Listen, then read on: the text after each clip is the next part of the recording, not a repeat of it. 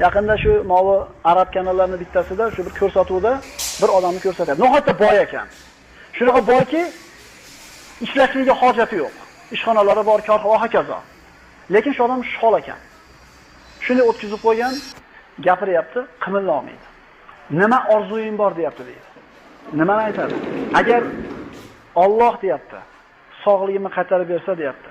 Bir marta peshonamni yerga o'zim ixtiyorim bilan qo'yib, subhana robbiyal a'lo deb olish. Nimaga unaqa deyapti? Chunki qolgan hamma yo'q bor. Endi ertaga Allohning oldiga borganda peshonasini Alloh egilmaydigan qilib qo'ydi.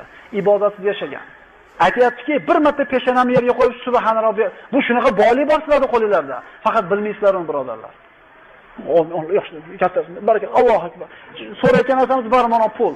O'zi peshonazni yerga qo'yib turadigan qilib qo'ygan Alloh, bilasizmi? Millionlagan odamlarga bermagan boylikni berdi. Bilasizlarmi shuni ne'matda borligini? Odatda inson